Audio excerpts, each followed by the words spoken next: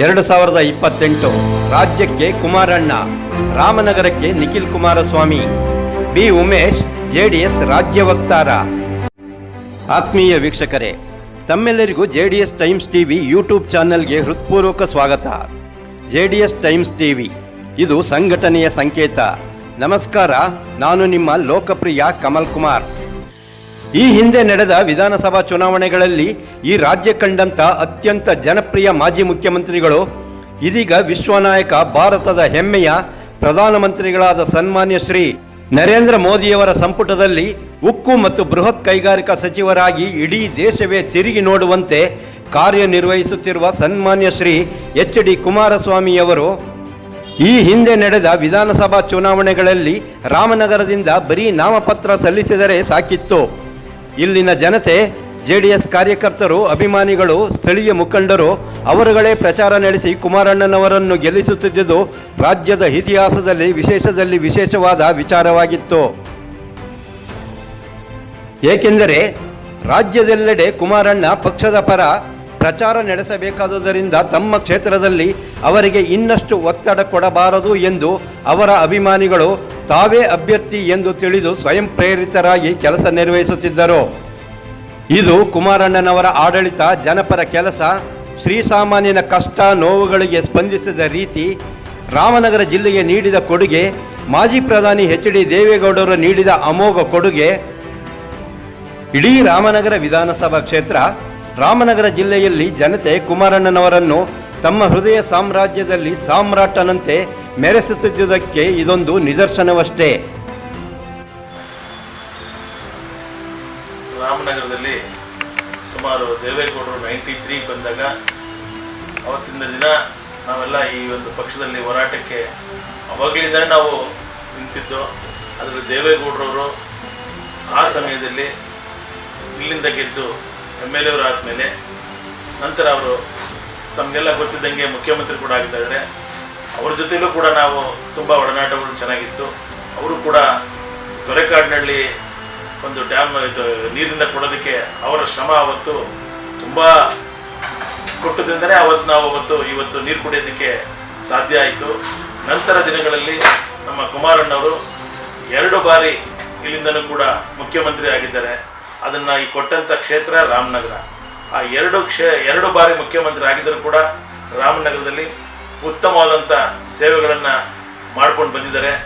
ಅದರಲ್ಲೂ ಕೂಡ ಹೆಚ್ಚಾಗಿ ಹೇಳಬೇಕು ಅಂದರೆ ಈಗ ಒಂದು ದೊಡ್ಡ ನಮ್ಮ ಈ ಏನು ಈಗ ತಾವೆಲ್ಲ ನೋಡ್ತಾ ಇರ್ಬೋದು, ಇತ್ತೀಚಿನ ದಿನಗಳಲ್ಲಂತೂ ರಾಮನಗರ ಹೆಂಗಿತ್ತು, ಫಸ್ಟ್ ಅವಾಗ ಯಾವ ರೀತಿ ಅವರು ಕಾಂಕ್ರೀಟ್, ಇಡೀ ರಾಮನಗರಕ್ಕೆ ಕಾಂಕ್ರೀಟ್ ರೋಡನ್ನು ಮಾಡಿಸೋಕ್ಕೆ ಒಂದು ಚಾಲನೆಯನ್ನು ಕೊಟ್ಟರು. ಮತ್ತು ಅನೇಕ ವಿದ್ಯುತ್ ಸ್ಥಾವರ ಘಟಕಗಳನ್ನು ನಿರ್ಮಿಸೋಕ್ಕೆ ಹಳ್ಳಿ ಕಡೆಗೆಲ್ಲ ಚಾಲನೆಯನ್ನು ಕೊಟ್ಟರು. ಮತ್ತು ಯಾವುದೇ ಒಂದು ರೋಡ್ಗಳು ಕೂಡ ನಾವು ನೋಡೋಕ್ಕಾಗ್ತಿರ್ಲಿಲ್ಲ, ಅಂಥ ರೋಡ್ಗಳಿಗೆ ಒಂದು ಒಳ್ಳೆಯ ಚಾಲನೆಯನ್ನು ಕೊಟ್ಟರು. ಅದೇ ರೀತಿ ಕುಮಾರಣ್ಣವರು ಬಂದಾದ ನಂತರ ನಮ್ಮ ಅನಿತಾ ಕುಮಾರಸ್ವಾಮಿ ಅವರು ಬಂದರು. ಅನಿತಾ ಕುಮಾರಸ್ವಾಮಿಯವರು ಅವರು ಕೂಡ ರಾಮನಗರದಲ್ಲಿ ಉತ್ತಮವಾದಂಥ ಕೆಲಸಗಳನ್ನು ಮಾಡಿಕೊಟ್ಟಿದ್ದಾರೆ.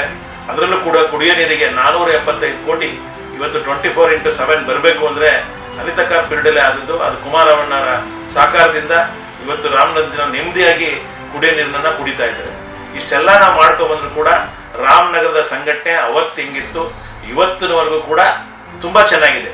ಈ ಕರ್ನಾಟಕದಲ್ಲಿ ತುಂಬ ಈ ರಾಮನಗರದಲ್ಲಿ ಅದರಲ್ಲೂ ಕೂಡ JDS ಕಾರ್ಯಕರ್ತರು ತುಂಬ ಸ್ವಯಂ ಪ್ರೇರಿತವಾಗಿ ತಾವು ಕೆಲಸಗಳನ್ನು ಪಕ್ಷದ ನಿಷ್ಠೆಯಿಂದ ತೋರಿಸ್ತಾ ಇದ್ದಾರೆ. ಯಾರು ನಿಲ್ಲಿ ನಮ್ಮ JDS ಪಕ್ಷದಿಂದ ಅದಕ್ಕೆ ಒಂದ್ಸತಿ ರಾಜವ್ರು ನಿಂತಿದ್ರು ಕೂಡ ತಮ್ಮ ಕುಮಾರಸ್ವಾಮಿ ಅವರ ಬೆಂಬಲದಿಂದ ಅವರು ಕೂಡ ಈ ರಾಮನಗರ ಅಲ್ಲಿ JDSನ ಅವತ್ತು ವಿಜಯ ಮಾಡೋಕ್ಕೆ ಸಾಧ್ಯವಾಯಿತು. ಅದೇ ರೀತಿ ಅನೇಕ ಸಾರಿ ಇವತ್ತು ರಾಮನಗರದಲ್ಲಿ ಸಂಘ ಸಂಸ್ಥೆಗಳಿರ್ಬೋದು ಮತ್ತು ದೀನ ದಲಿತರಿರ್ಬೋದು ಮತ್ತು ಎಲ್ಲ ಜಾತ್ಯತೀತವಾಗಿ ಕುಮಾರಣ್ಣನ ಬೆಂಬಲಿಸ್ಕೊಂಡು ಬರ್ತಾ ಇದ್ದಾರೆ, ನಮ್ಮ ಪಕ್ಷವನ್ನು ಬೆಂಬಲಿಸ್ಕೊಂಡು ಬರ್ತಾ ಇದ್ದಾರೆ.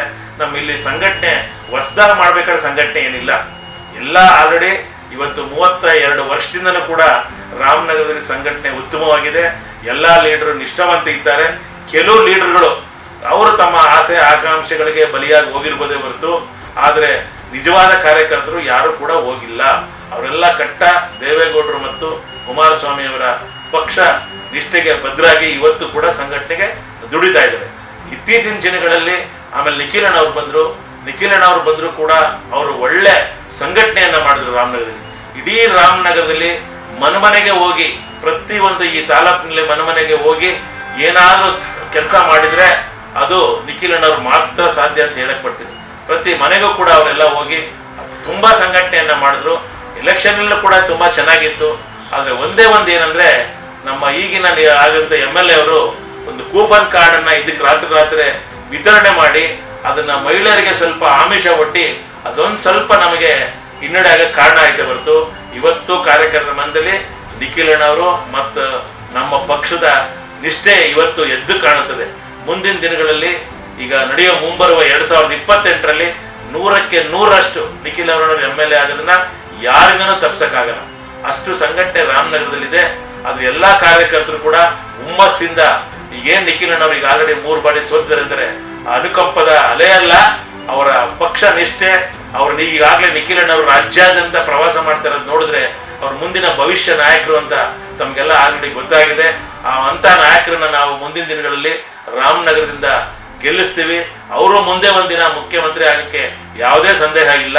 ಅದರಲ್ಲಿ ಫಸ್ಟ್ ನಮ್ಮ ರಾಮನಗರದಲ್ಲಿ MLA ಆಗಿ ನಮ್ಮ ಒಡನಾಟದಲ್ಲಿ ಈ ರಾಜ್ಯವನ್ನ ಮುನ್ನಡೆಸುವಂತ ಎಲ್ಲ ಒಂದು ಈ ಅವ್ರಿಗೆಲ್ಲ ಶಕ್ತಿ ದೇವರು ಕೊಟ್ಟಿದ್ದಾನೆ ಅಂತ ಹೇಳಕ್ ನಾನು ಇಷ್ಟಪಡ್ತೀನಿ.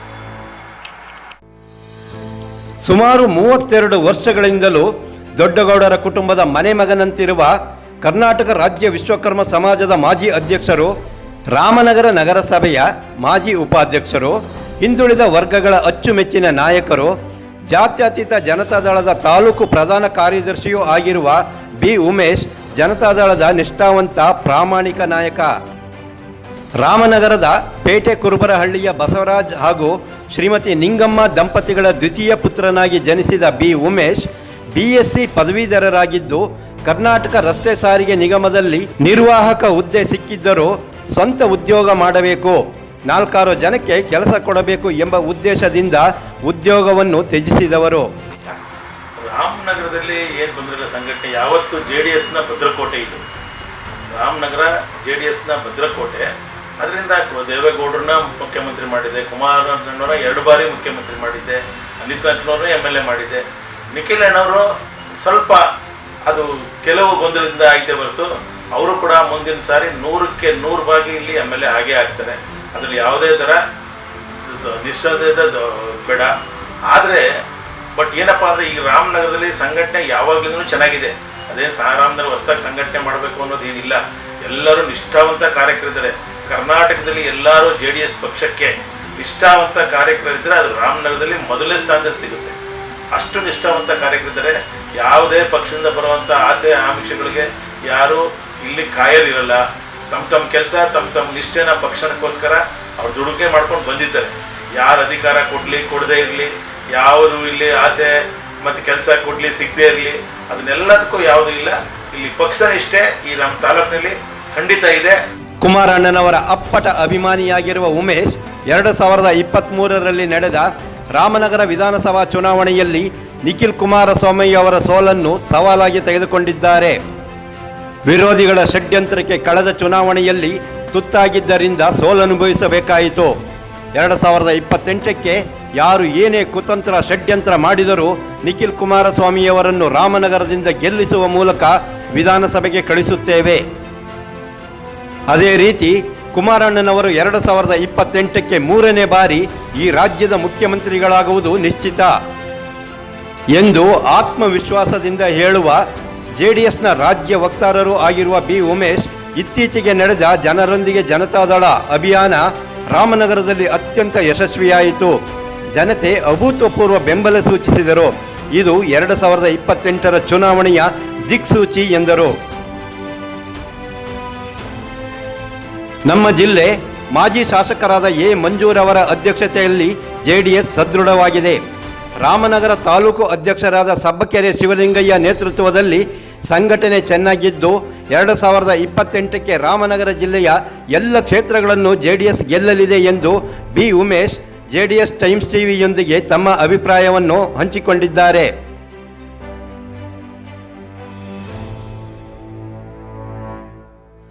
ಜನರೊಂದಿಗೆ ಜನತಾದಳ ಕಾರ್ಯಕ್ರಮ ನಮ್ಮ ರಾಮನಗರದಲ್ಲಿ ನನ್ನ ತಿಳಿದ ಮಟ್ಟಿಗೆ ಒಂದು 5ನೇ ಕಾರ್ಯಕ್ರಮ ಅಂತ ನಾನು ಅಂದ್ಕೊಂಡಿದ್ದೀನಿ. ಈಗಾಗಲೇ ತುಮಕೂರು ಜಿಲ್ಲೆ ಮಾತ್ರ ಮುಗಿದಿತ್ತು. ಅದರಲ್ಲೂ ಕೂಡ ಅಮಾವಾಸ್ಯೆ ದಿನ ಆದರೂ ಕೂಡ ಒಂದು ಒಳ್ಳೆ ದಿನ.